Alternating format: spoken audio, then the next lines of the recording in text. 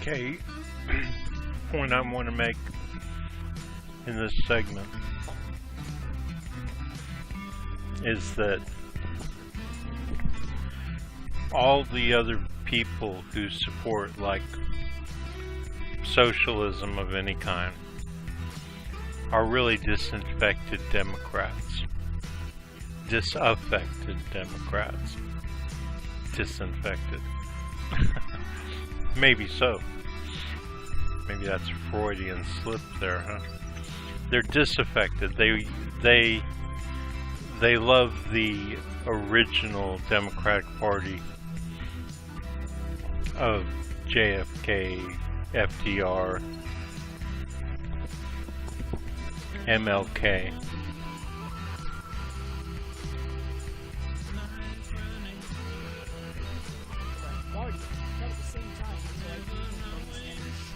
A new People's Party. That doesn't necessarily mean that we completely abandon the Green Party, because I do think the Green Party is important and they give a really strong voice to grassroots activists, and I really think we should continue to push for the expansion and, you know, growth of the Green Party, especially at the local level. So I think we have to have a Yeah, because the Green Party, you know, this is the party that picked Ralph Nader. These people would be Democrats if it wasn't for the fact that Hillary Clinton and her little army of conservatives weren't allowed to take over the Democratic Party in the 90s, right? I mean, I'm sitting here shaking my head every time I think about how they pulled that off. Completely conservative movement, organized like an expert CIA operation, a covert operation to take the party away from the people who it belonged to. And you know, we need that party, that old party, that socialist, that FDR, New Deal, Old Deal, whatever you want to call it, party. Because without it, we've got nothing. We've got no representation. And you don't think they know that? You know? You don't think that when they hired the Clintons to and the DLC to come in and take over the Democratic Party, that they didn't know that? They didn't know that they were taking away representation from the vast majority of Americans? Of course they did. They knew exactly what they were doing. Funded by the Koch brothers. In case you don't know what I'm talking about, I'll give you a clue here. E.com, the Progressive Review, author of several books, and his Twitter is @ProRev. And fascinating piece, how the Koch brothers helped dismantle the Democratic Party. Sam, welcome to the program. Well, thank you very much, Tom. Glad to be with you. Thanks for joining us. So, how did the Koch brothers help dismantle the Democratic Party? Well, this is a story. It sort of stunned me that you were interested in it, because I've been working on aspects of the story for over 20 years and nobody's been interested. But if you go back all the way to 1988, there was a group that was formed called the Democratic Leadership Council. This was Al Fromm's group, right? Al Fromm and Bill Clinton. Right. And the idea was to move the Democratic Party to the right. And it worked with people like, at the same time, Pamela Harriman was having over nearly 100 meetings with people who paid $1,000 a head to come to them to discuss who the candidate should be in 1992. And she raised about $12 million. But meanwhile, the Democratic Leadership Council was working on aspects of how you make the Democratic Party more conservative. And what I didn't learn until earlier this year was that one of the people who had helped fund it in the early period was Koch Industries, with the Koch brothers.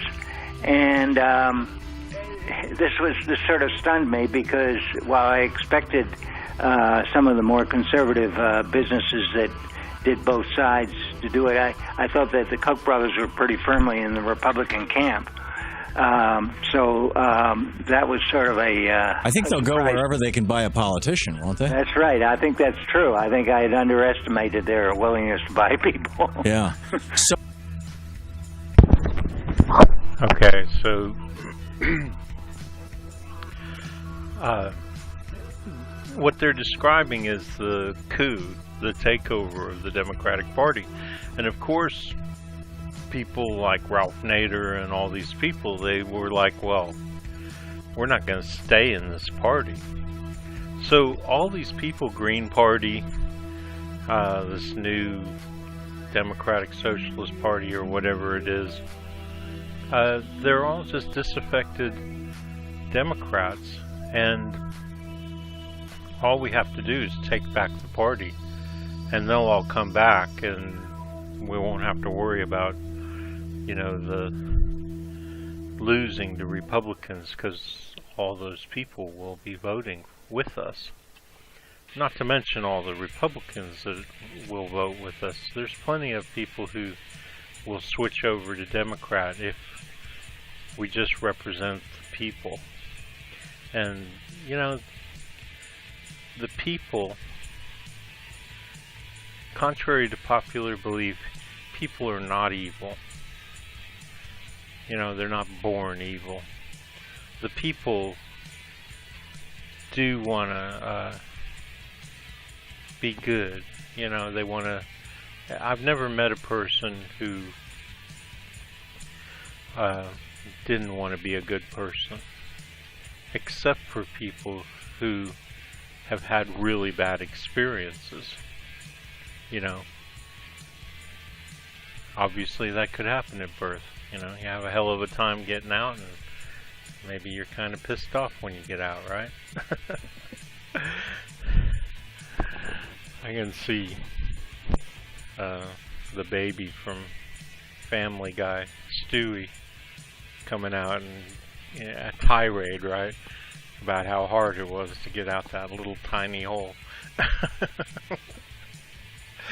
Sure, you know, I mean, but that's not.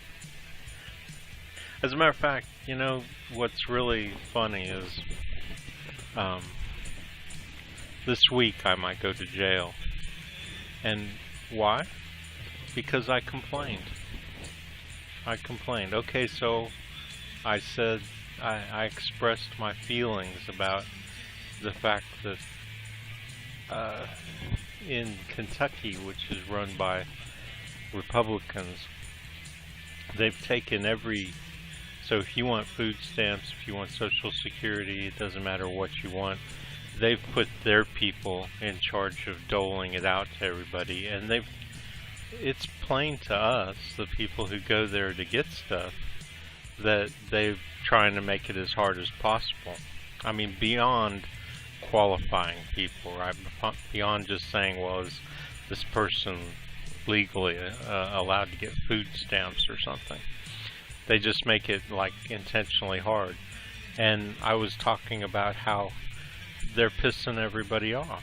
And I talked about how they're pissing everybody off.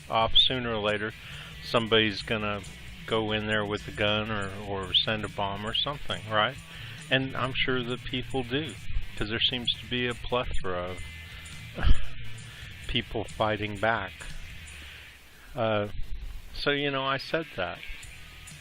And they claimed that that's me threatening to blow off a bomb or shoot somebody. Just me talking about how bad they're pissing people off, supposedly.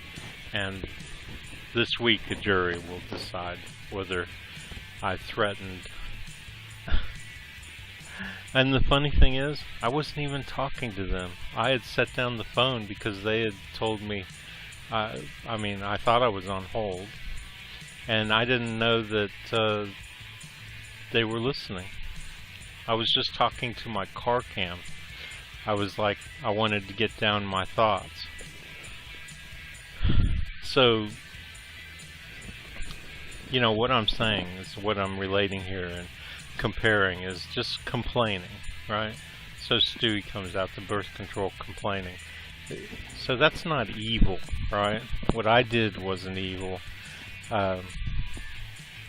People aren't evil. And so, you know, a bit of circular logic here. The disinfected, I keep saying that, disaffected people, the Ralph Naders of the world, you know, not willing to stick around. And why should they? Why should they? The Clintons and these establishment Democrats, they give no quarter, right? They don't give an inch of ground. They're just like, well, they are. They're Republicans, conservatives. I grew up in a conservative family. Let me tell you something about conservatives. They will never apologize for any of the bad things they do. And you have to be one to understand. And I wasn't one, but I grew up in the family, so I know what they're all about.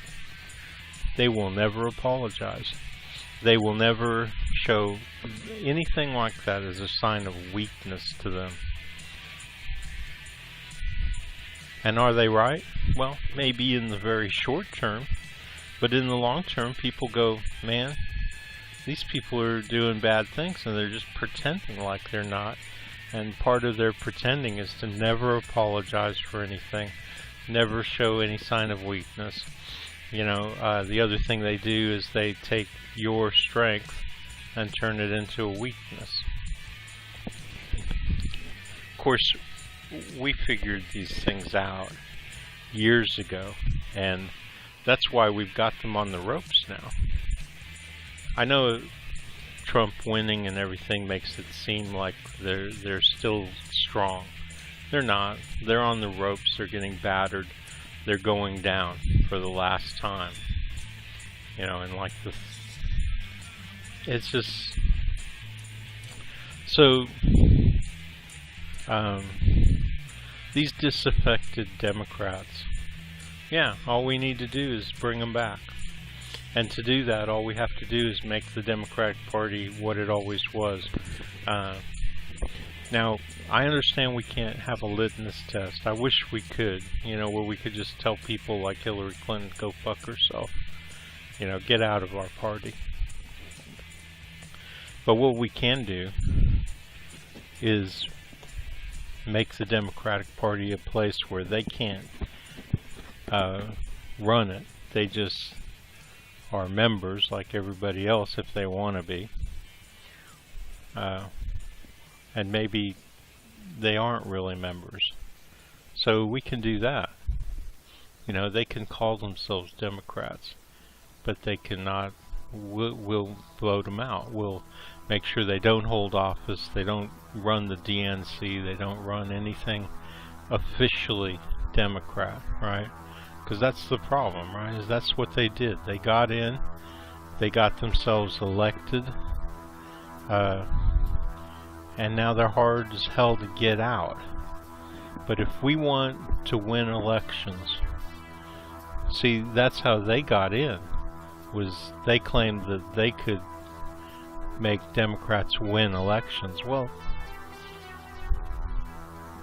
it may have been true in the short term, but in the long term, our message beats their message. Now, one thing I will mention right here at the end is we have to be careful about our message, because we don't want to project an image of totalitarianism, of fascism. We want to make sure everybody knows that we don't intend on doing anything without their approval. And that will work in our favor, because people do approve of the things that we support. Universal health care, making sure that people who are poor get the help they need to become productive members of society again, and all that kind of stuff.